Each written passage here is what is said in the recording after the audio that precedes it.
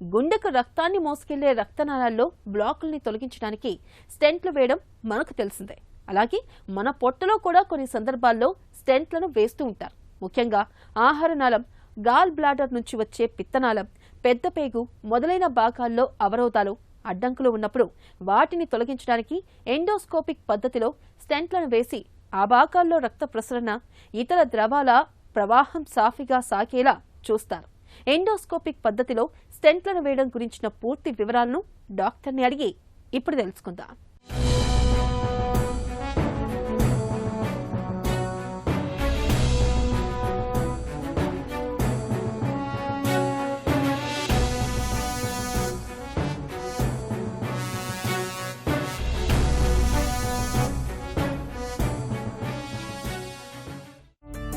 Endoscopic stenting అంటే ఏంటి?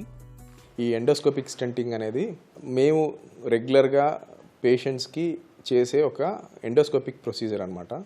So దీంట్లో ఎండోస్కోపిక్గా మేము ఎక్కడైతే మన ఆహార నాళంలో బ్లాక్ ఆర్ నారోయింగ్ అవుతుందో ఆ ప్రాంతంలో ఒక చిన్న మెటల్ స్టెంట్ పెట్టి మనం దాన్ని ఓపెన్ చేస్తాం.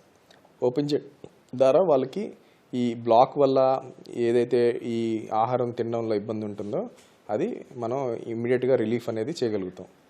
అలాగే ఈ ఆహార నాళమే కాకుండా మేము రొటీన్గా పెట్టే స్టెంట్స్లో వచ్చేసరికి ఈ ప్యాంక్రియాస్లో ప్రాబ్లం ఉన్నా కూడా స్టెంట్లు అనేది అడ్వైజ్ చేస్తాము. అలాగే ఈ ఇంటెస్టైన్ కాకుండా ఈ బైల్ డక్ట్స్ అంటే గాల్ బ్లాడరు, ఈ లివర్ కింద నాళంలో బ్లాక్స్ ఉన్నా కూడా స్టంట్స్ అనేది అడ్వైజ్ చేస్తూ ఉంటాం. సో ఈ స్టెంటింగ్ అనేది చేయడం ద్వారా మనకి బేసిక్గా ఈ గుండెలో ఎలాగైతే బ్లాక్స్ని మనం ఓపెన్ చేసినట్టే ఇంటెస్టైన్లో కానీ ప్యాంక్రియాస్లో కానీ లివర్లో బ్లాక్స్ని మనం ఈ స్టెంట్ల ద్వారా ఓపెన్ చేస్తాం. ఈ చేయడం ద్వారా మనకి ఈ డైజెషన్, ఈ ఇబ్బందులు అనేది ఇమ్మీడియట్గా వాళ్ళకి చేసిన వెంటనే 80 to 90% వాళ్ళు వెంటనే రికవరీ అనేది అయిపోతుంది. మనకి ఎలాంటి కోత కానీ లేకపోతే ఎలాంటి బయటికి కట్ కానీ ఉండదు. లోపల బ్లీడింగ్ రిస్క్ కానీ, ఇన్ఫెక్షన్స్ రిస్క్ కానీ, లేకపోతే వాళ్ళకి కాంప్లికేషన్స్ రిస్క్ కానీ చాలా తక్కువ ఉంటాయి. ఎలాంటి పరిస్థితుల్లో ఎండోస్కోపిక్ స్టెంటింగ్ చేస్తుంటారు? ఈసోఫేజియల్ స్టెంటింగ్స్, ఈ స్టమక్లో నారో అయినప్పుడు స్టెంటింగ్స్, డియోడినల్ స్టెంట్స్, అలాగే లార్జ్ ఇంటెస్టైన్లో స్టెంట్స్, ఇవన్నీ కూడా మెటల్ స్టెంట్స్ ఉంటాయండి. సో ఈ మెటల్ స్టెంట్స్ అనేది మనకి ఎక్కడైతే బ్లాక్ ఉంటుందో ఆ ప్రాంతంలో ఎండోస్కోపీ ద్వారా వెళ్ళి మేము ఆ స్టెంట్ని అనేది డిప్లాయ్ చేస్తాం. సో ఈ నారో ఎక్కడైతే ఇలాగ మూసుకుపోయి ఉంటుందో అది ఓపెన్ అవడం ద్వారా వాళ్ళకి ఆహారం అనేది ఫ్రీగా డైజెషన్ అవుతుంది అండ్ అబ్జర్ప్షన్కి ప్రాబ్లం లేకుండా అయిపోతుంది. అలాగే మనకి కొన్ని రకాలైన బినైన్ కండిషన్స్ అంటే కొన్ని స్ట్రిక్చర్స్ ఉంటాయండి. అంటే స్ట్రిక్చర్ అంటే ఇప్పుడు ఒక ఆపరేషన్ చేసాము, పేగులో గడ్డు ఉంది, కట్ చేసి ఆ రెండు భాగాల్ని కలిపాము. ఆ కలిపిన భాగం అనేది మనకి నారో అయిపోయింది. సో అలాంటి ప్రాంతంలో కూడా మనం ఒక స్టంట్ పెడతాం. అలాగే మనకి ఈ ప్యాంక్రియాస్లో రాళ్ళు ఫామ్ అవుతూ ఉంటాయి. సో బ్లాక్లు వచ్చి మనకి సరిగ్గా ప్యాంక్రియాటిక్ జ్యూస్ అనేది ఇంటెస్టిన్లోకి రాదు. అలాంటి వాటిలో కూడా మనం ప్లాస్టిక్ స్టంట్స్ అనేది అడ్వైజ్ చేస్తూ ఉంటాం. అలాగే గాల్ బ్లాడర్లో రాళ్ళు, గాల్ బ్లాడర్లో నుంచి ఈ బైల్ డక్ట్లోకి రాళ్ళు ఈ కిందకి జారినప్పుడు అవి రిమూవ్ చేసి అక్కడ స్టంట్ అనేది అడ్వైజ్ చేస్తూ ఉంటాం. కొన్ని రకాలైన pancreatic cancers, gall bladder cancers, వీళ్ళలో ఈ బైల్ డక్ట్స్ అనేది బ్లాక్ అయిపోయి వాళ్ళకి జాండీస్ అనేది డెవలప్ అయిపోతుంది. సో ఈ జాండీస్ని తగ్గించడానికి మేము మెటల్ స్టెంట్స్ అనేది అడ్వైజ్ చేస్తూ ఉంటాం. సో ఈ మెటల్ స్టెంట్స్ కూడా మళ్ళీ రెండు రకాలైన మెటల్ స్టెంట్స్ ఉంటాయి. ఒకటి fully covered self expandable metal stents అంటాము, ఇంకోటి అన్కవర్డ్ స్టెంట్స్ అని ఉంటాం. కవర్డ్ స్టెంట్స్ అనేది మేము ఎవరిలో అయితే నిర్దిష్ట కాలం పెట్టి తీసేయాల్సి వస్తుందో అలాంటి వాళ్ళకి ఈ కవర్డ్ స్టెంట్స్ అనేది అడ్వైజ్ చేస్తాం. ఎవరిలో అయితే ఇంకా పెట్టిన తర్వాత మోస్ట్లీ మనం రిమూవల్ అనేది ఛాన్స్ ఉండదో వాళ్ళకి అన్కవర్డ్ స్టెంట్స్ అనేది అడ్వైజ్ చేస్తూ ఉంటాం.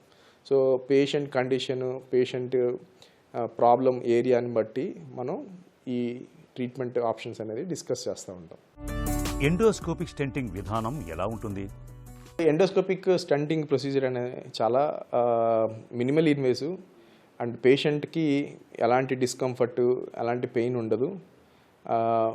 అంటే మ్యాక్సిమం ఒక అరగంట 45 నిమిషాల్లో ఈ ప్రొసీజర్ అనేది అయిపోతుంది. కంప్లీట్గా అనస్థీషియాలో చేస్తాము. పేషెంట్కి ఎలాంటి పెయిన్ కానీ డిస్కంఫర్ట్ ఉండదు. ఆల్మోస్ట్ డే కేర్ ప్రొసీజర్గా చెప్పుకోవాలి. మినిమల్ ఇన్వేజివ్ కాబట్టి కాంప్లికేషన్స్ కానీ లేకపోతే అదర్ ప్రాబ్లమ్స్ కానీ చాలా తక్కువ. అండ్ పేషెంట్స్ రికవరీ కూడా చాలా ఫాస్ట్గా ఉంటుంది. మీరు ఇందాక మనం అందరం మాట్లాడుకున్నట్టు బయటికి ఎలాంటి కోతలు ఉండవు. సో బ్లీడింగ్ రిస్క్ కానీ కాంప్లికేషన్స్ కానీ లేకపోతే ఇన్ఫెక్షన్ రిస్క్ కానీ ఇవన్నీ కూడా చాలా తక్కువ ఉంటాయి. సో అనస్థీషియా రిస్క్లు అండ్ అదర్ కాంప్లికేషన్స్ రిస్క్ ఇవన్నీ కూడా మొత్తం కలిపినా కూడా 5% కంటే తక్కువ ఉంటాయి. సో మనకి quick relief, patient benefit and morbidity కానీ మోర్టాలిటీ కానీ కంపేర్ టు సర్జికల్ ప్రొసీజర్స్ ఈ ఎండోస్కోపిక్ ప్రొసీజర్స్లో అంత ఎక్కువ ఉండవు. ఎండోస్కోపిక్ స్టెంటింగ్ సురక్షితమేనా? ఈ ప్రొసీజర్ వైజ్ చాలా సేఫ్ ఉంటారు. ప్రొసీజర్ పరంగా అన్ని రిస్కులు కలిపినా కూడా <5%. ఏమన్నా బ్లీడింగ్ అయ్యే రిస్క్, స్టంట్ మైగ్రేషన్ అయ్యే రిస్క్, ఆర్ స్టంట్ పర్ఫరేట్ అయ్యే రిస్క్, ఆర్ ఇన్ఫెక్షన్ రిస్క్ ఇవన్నీ కూడా 2 to 5%. 95% పేషెంట్కి ఎలాంటి ప్రాబ్లం ఉండదు.